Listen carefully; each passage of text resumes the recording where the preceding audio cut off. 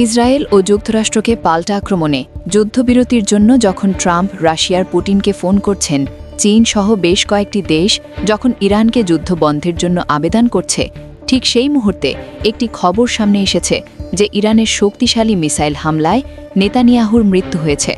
আর এই খবর যখন বর্ণনা করছেন মার্কিন এক গোয়েন্দা কর্মকর্তা, তার বরাত দিয়ে ইরানের বেশ কিছু গণমাধ্যমও নেতানিয়াহুর নিহতের খবর প্রকাশ করেছে।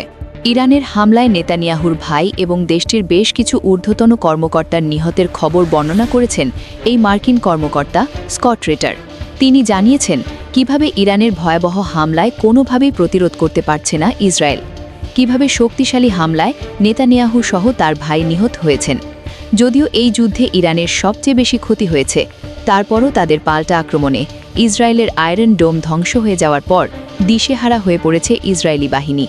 ঠিক যুদ্ধের এমন মুহূর্তে ইসরায়েলের প্রধানমন্ত্রী বেনিয়ামিন নেতানিয়াহুর মৃত্যু যেন ইরানের কাছে ইসরায়েলের পরাজয় ঘটার মতোই খবর।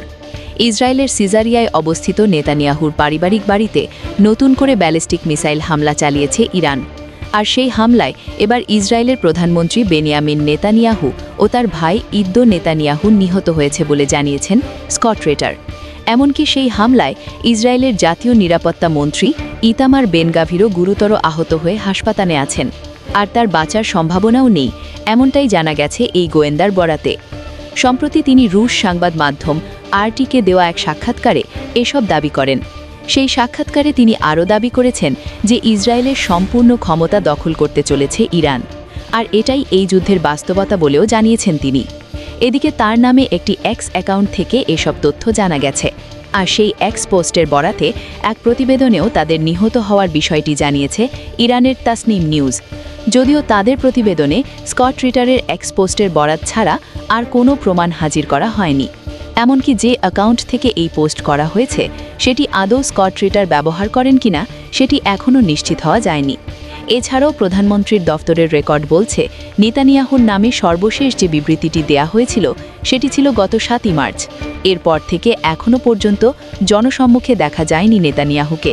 এমনকি এ ব্যাপারটি ভুয়া বলে উড়িয়ে দিয়ে সোমবারের একটি ছবিও প্রকাশ করেছে ইসরায়েল, কিন্তু সেটিকেও এআই বা কৃত্রিম বুদ্ধিমত্তা দিয়ে তৈরি বলে দাবি করছেন নেটিজেনরা।